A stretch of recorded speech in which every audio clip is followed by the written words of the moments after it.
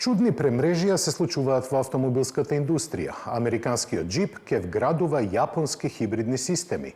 Рено в година најави лансирање на вториот модел наменет за Блискиот Исток, Африка и Индија. Електричната Toyota BZ7 изобилува со простор и технологија и во Кина се продава за помалку од 23.000 евра. Електрификацијата добива се посилно темпо, но во инает на тоа многу производители се во длабоки проблеми со пласирање на електричните возила. Накусо, ова беше уводот во денешната епизода. Добро дојдовте во Автомагазин.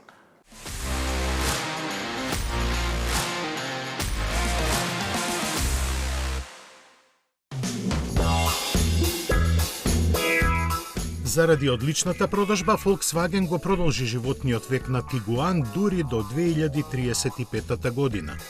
До тогаш се планирани две големи ажурирања со кои ефективно треба да стане во здрава битка со конкуренцијата. Термините предвидени за нив се 2028 и 2031. За првиот фейслифтинг засега се знае дека ќе донесе модернизација на технологиите во интериерот, додека измените во надворешноста би биле прилично воздржани. Вториот пак би требало да биде посеопфатен, бидејќи Tiguan тогаш ќе биде веќе 7 години стар. Паралелно со овој модел треба да се продава и електричниот ID Tiguan, кој всушност ќе биде модернизиран и реименуван ID4. Слична судбина го очекува и Golf, чија 9-та генерација сега и официјално е најавена за 2028-та.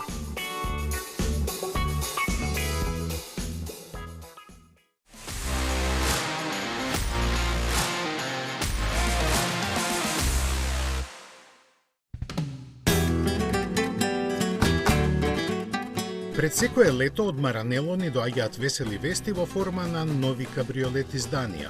Високата автомобилска мода оваа лето ќе ја предводи Ferrari Amalfi, кој доби Spider верзија со 5-слоен платнен покрив. Кога тој ќе се спушти, зазема само 22 сантиметри во багажникот, но тоа не им значи многу на собствениците за чии платежни картички доволно е нивното портмоне. Со спуштен кров, капацитетот на багажникот се намалува од 255 на 172 литри. Спуштањето трае 13,5 секунди и таа операција може да се исполни при возење со брзина до 60 км на час.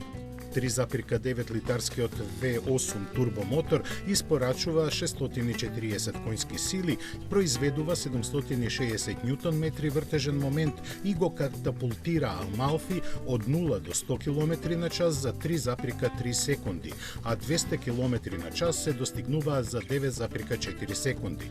Максималната брзина е 320 км на час.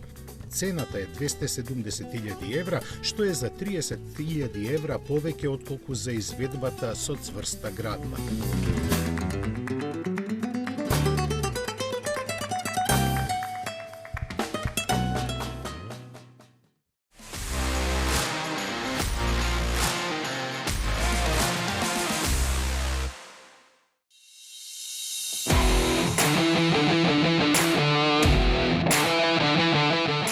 Nissan донесе чудна одлука. Спортскиот Z одсега ќе се произведува само по нарачка, барем во Америка, која е и главен негов пазар.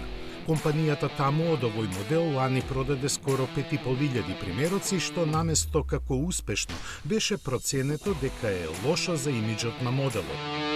Затоа и за да се заштити неговата ексклузивност се ограничуваат количините. Некои дилери можат да сметаат на само 2 до 3 примерока годишно. Посебно тешко ќе биде да дојде до Нисмо изведбата со мануелен менувач која на ентузијастите долги години им беше сон. Производството на овие модели ќе сочинуваат помалку од 10% од вкупните бројки.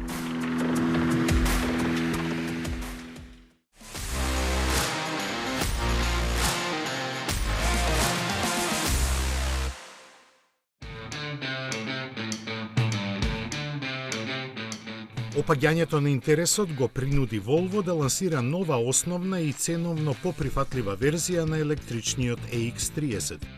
Купувачите ќе ги привлекува со нови функционалности, редизајниран интериер и проширена палета опрема, додека пак моќноста на електромоторот е намалена на 150 конски сили, што е далеку помалку од сегашните 272, односно 428, кај верзијата со 2 електромотора. Затоа пак ќе може да напојува со струја на дворешни уреди од батериите со капацитет од 51 киловат-час, доволни за автономија од 339 километри. За оние кои бараат повеќе на располагање и опцијата од 69 киловат-часа, кои обезбедуваат поминување 476 километри. Цените за сега не се објавени, а најевтината верзија е EX30 во моментов, чини нешто под 40.000 евра.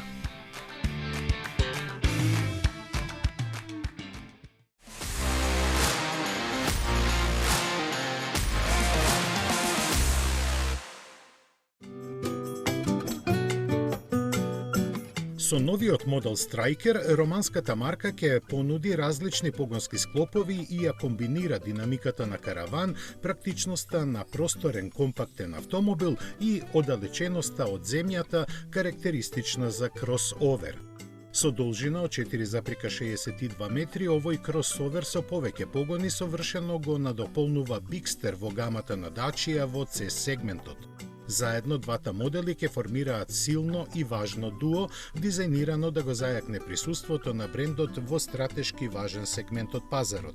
Striker официјално ќе биде лансиран во јуни, а гамата ќе вклучува хибридна верзија, хибрид 4x4 и верзија напојувана со течен нафтен газ, со почетна цена помала од 25.000 евра.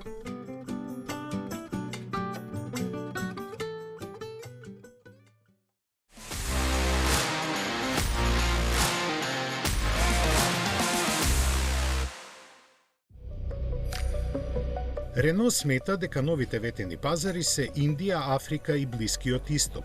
Бриџер е втор модел кого го најавуваат французите, посветен на нив, каде Рено сака да се наметне како премиум марка. На вкупна должина пократка од 4 метри, Рено ветува изненадувачки просторна кабина со до 200 мм простор за колената на задниот дел и багажник од 400 литри. Дизајнот изгледа намерно робусен. Концептот Бриџер е најава за иден производствен модел кој ќе игра клучна улога во меѓународните планови за проширување на брендот. Серискиот модел наводно ќе биде дизајниран и развиен во Индија, веројатно во фабриката во Ченај, но не очекувајте да го видите во европските салони.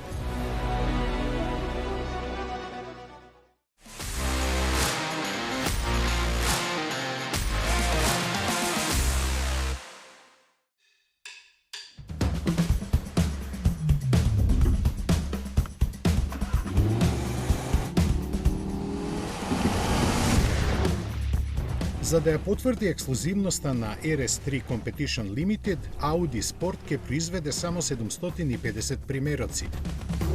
Меѓу неговите посебни карактеристики се ексклузивен етериер, елементи на каросеријата од јаглеродни влакна и керамички сопирачки. Моторот од 2,5 литарска зафатнина испорачува 400 конски сили и 500 ньютон метри.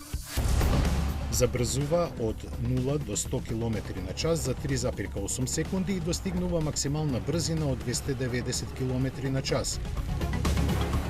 Лимитираната серија ги опфаќа двете каросериски верзии. Во Германија Sportback почнува од 108.365 евра, додека седанот е достапен од 110.000 евра.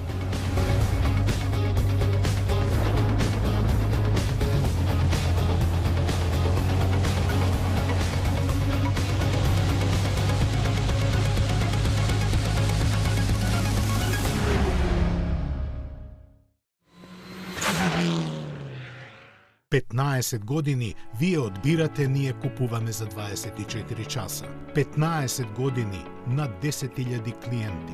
15 години општествено одговорна компанија. 15 години доверба.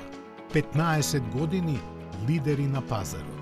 Финансираме патнички возила, комерцијални возила, камиони, пловни објекти, опрема и машини за вашиот бизнис. Во потрага сте по совршен автомобил? Со Chery добивате повеќе.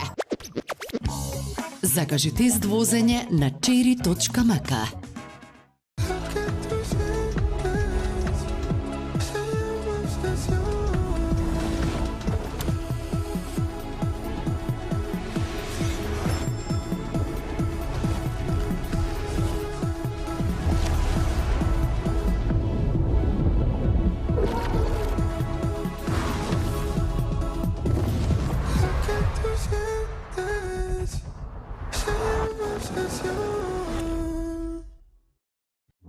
Во потрага сте по совршен автомобил?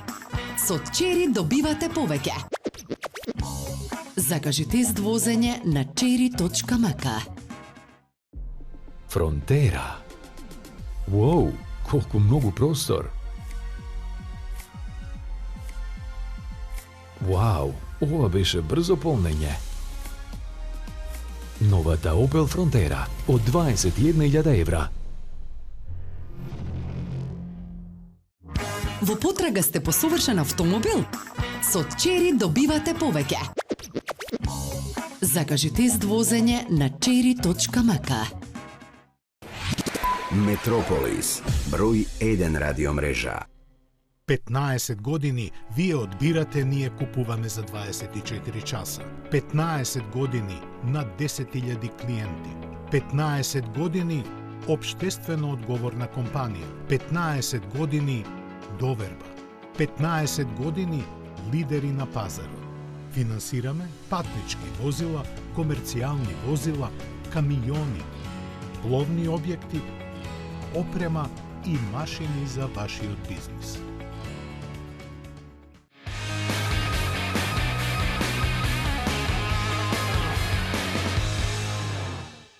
Според најновата стратегија, Порше нема да биде исклучително ориентиран на електричните погони. Сега рамномерно ќе бидат распоредени и моторите на согорување и хибридните склопови. Но, вистинска новост е електричниот Cayenne S. Пред да ви го прикажеме приоритет, ќе им дадеме на комшиите од Штутгарт. Мерцедес го лансира VLE, луксузен и практичен транспортер кого го красат нови технологии и голема автономија.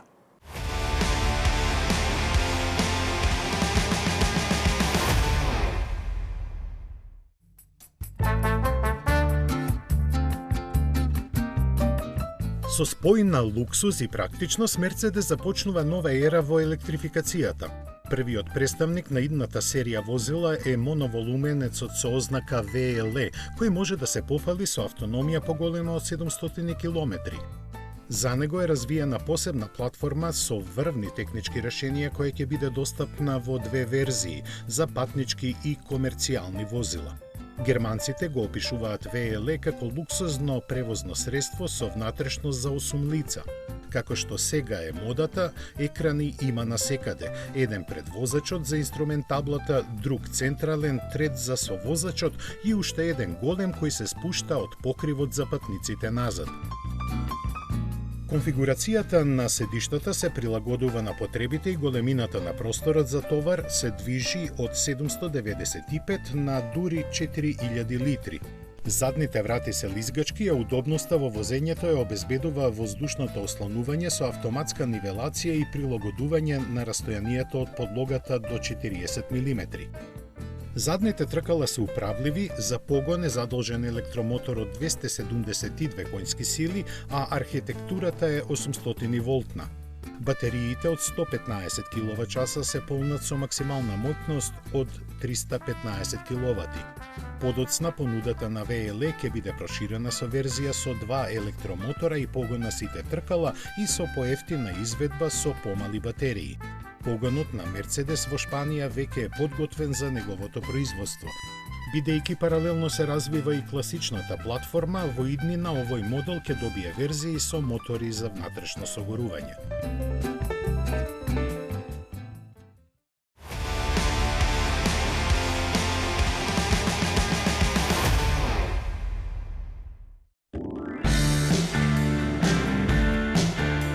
Порше ја дополни гамата на електричниот Cayenne со нова, според нивните зборови, најурамнотежена верзија. Дозначена со буквата S, однадвор се разликува само по детали, додека кабината е дополнително декорирана со неколку впечатливи додатоци. Погонскиот систем го сочинуваат два електромотора, од кои задниот има ладење со масло. Вкупната сила од 544 коњи што ја испорачуваат краткотрајно со помош на лаунч контрол системот се зголемува на 666 кои обезбедуваат забрзување до 100 км/ч за 3,8 секунди.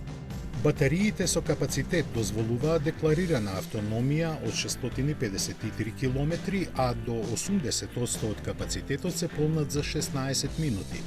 Porsche Cayenne S Electric опционално може да биде опремен со активно ослонување, систем за распределба на вртежниот момент, керамички сопирачки и друго. Во тој случај стартната цена од 126.400 евра ќе се доближи до врвната турбо верзија, која чини 40.000 повеќе. Истовремено со лансирањето на Cayenne S Electric се појавија информации дека Porsche планира да ги спои Taycan и Panamera во еден модел. Идејата, која сериозно се разгледува, ќе има финансиско значење и доколку се реализира идната генерација на Panamera би била понудена во бензинска, плагин хибридна и електрична изведба. Со спојувањето на овие два димензиски многу слични модела ќе се намалат трошоците за развој кои на раководството на Porsche во моментот му создаваат големи главоболки.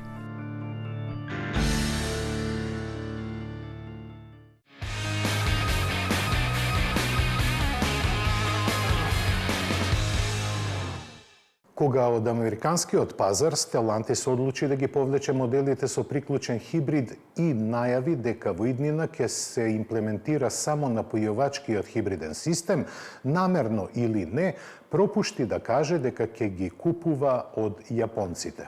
Следен со многу проблеми и откажувања, Jaguar срамежливо ги најави техничките спецификации на првиот електричен модел лимузината GT, само никако да објават кога конечно таа ќе биде пуштена во продажба.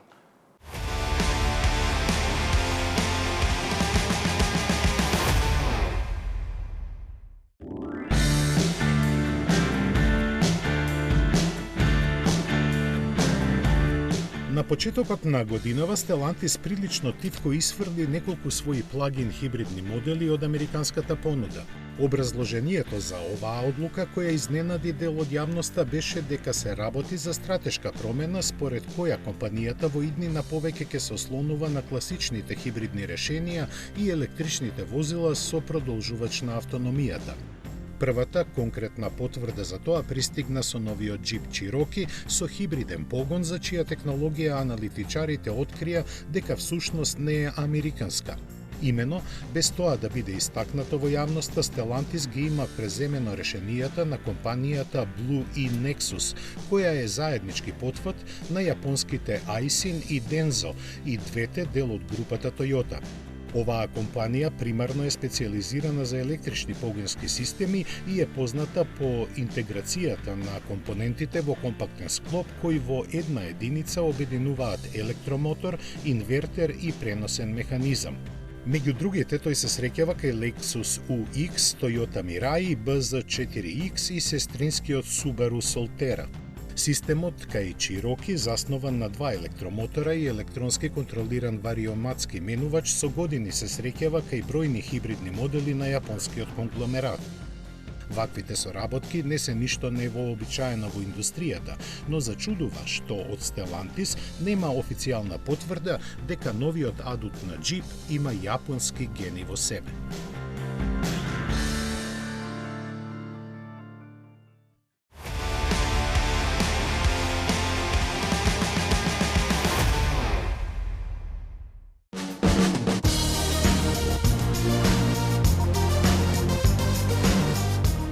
Протекоа првите детали за електричниот Jaguar со кој компанијата планира нов почеток.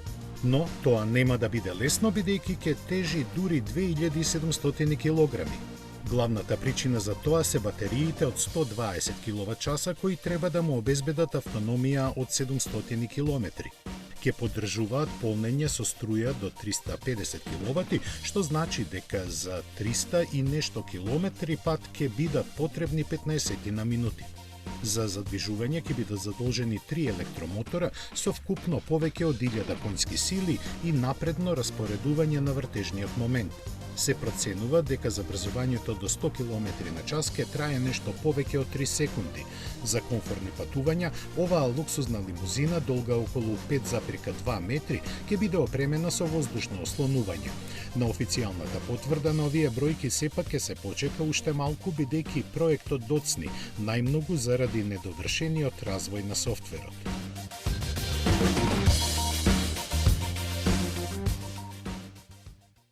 Од кинескиот BYD скоро секоја седмица пристигнуваат вести за нови модели. Овој пат во форма на најголемото возило од арсеналот, кросоверот Great Tank, кој е долг 5,3 метри и има простор за 7 патници. Вториот новитет повторно доаѓа од Кина, овој пат од Toyota. Електричниот BZ7 произведен е со кинески партнер и во голема мерка користи напредни технологии од Huawei. Замислете, на тамошниот пазар се продава за помалку од 23.000 евра.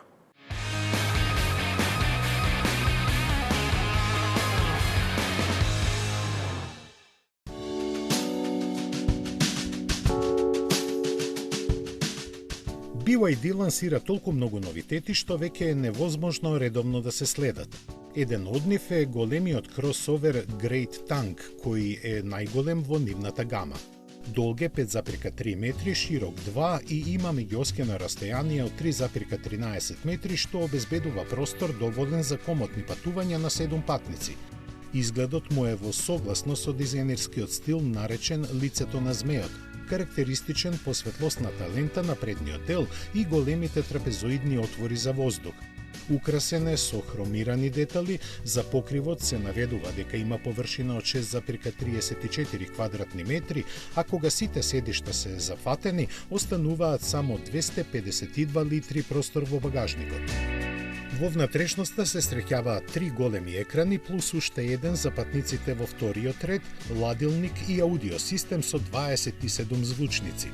Електричната верзија се опремува со Blade батерии од втората генерација, кои може да се полнат со струја од 1 мегават и обезбедуваат автономија од дури 950 км. Основниот модел се задвижува со заден електромотор од 408 конски сили, а изведбата со погон на сите тркала располага со вкупно 796 коњи. Ослонувањето е воздушно, а управливата задна оска обезбедува голема подвижност на тесни простори. Ке биде понудена и плагин варијанта со 1,5 литарски бензинец и 2 електромотора со вкупно 517 конски сили.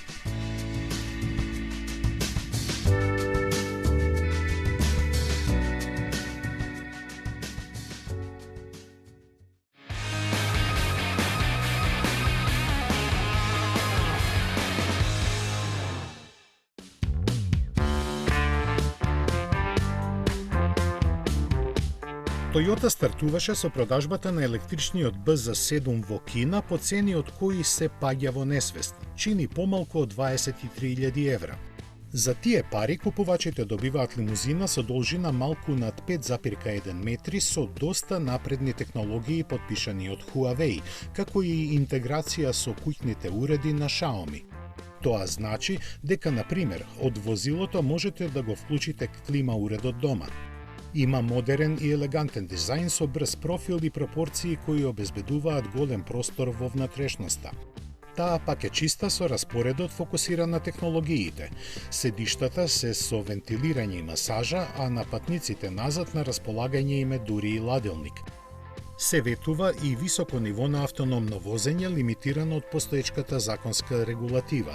Погонската моќ ја обезбедува електромотор од 282 конски сили, а батериите се доволни за декларирана автономија од 710 км.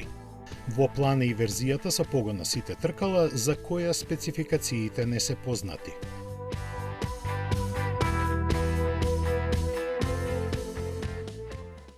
Се покажа дека електрификацијата е жежок костен за многу марки, особено од редовите на традиционалните производители. Ако е за утека, и кинескиот нио се најде во сериозни проблеми поради огромниот пад на продажбата. Од другата страна на Пацификот, Honda се наоѓа исто така во небрано и откажа дури 3 планирани електрични модели за американскиот пазар.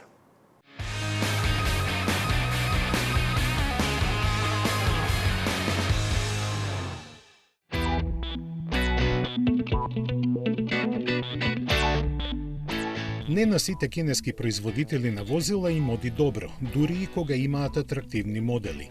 Меѓу нив е и NIO, за кој лани, пред крајот на годината, се разбра дека таложи загуби со темпо од дури 4,5 милиони евра дневно. Дека има вистина во тоа, сведочи и фактот што марката во јануари во Германија успеала да продаде само еден единствен автомобил. Се разбира, директорот доби отказ, а неговиот коментар на тоа беше дека нешто недостига. Причината за слабиот продор аналитичарите на пазарот ја гледаат во нецелосната дефинираност на понудата која е половина скалило под премиум сегментот, но цените не се такви. Купувачите пак дека немаат доволна поспродажна поддршка. Затоа и нивниот број драстично се намалува.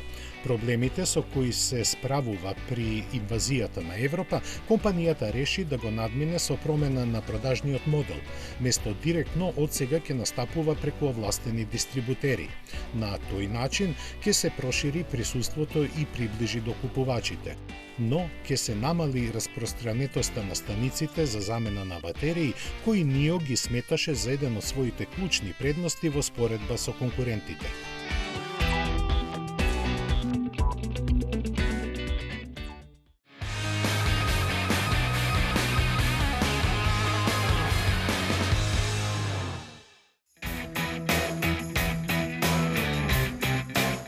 И Honda заглави со електрификацијата, соочувајќи се со реалноста, елиминираше 3 модели непосредно пред почетокот на нивното производство, наменети претежно за американскиот пазар. На удар се најдоа лимузината и кросоверот од серијата 0 и Acura RSX. Оваа драматична одлука, која силно одекна во глобалната автомобилска индустрија, носи радикален пресврт во стратегијата на производителот, која сега останува нејасна. Според јапонските директори, барем кога Америка е во прашање, фокусот ќе биде ставен на унапредување на постоечките модели и намалувањето на нивните цени. За остатокот од светот пак се планира проширување на хибридната понуда.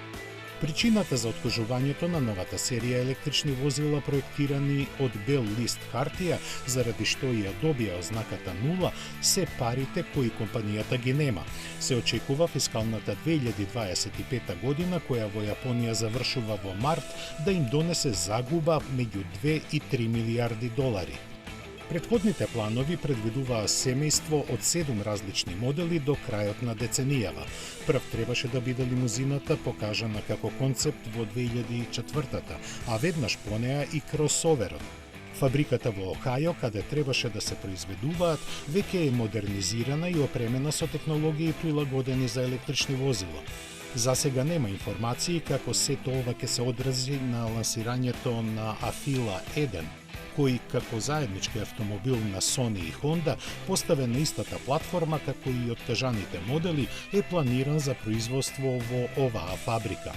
Истовремено се поставува и прашањето дали Honda ќе запре со продажбата и на електричниот Prologue, кој ги користи технологиите на General Motors и доаѓа од една од неговите мексикански фабрики, посебно ако се знае дека Acura веќе го исфрли од понудата неговиот механички близнак ZDX.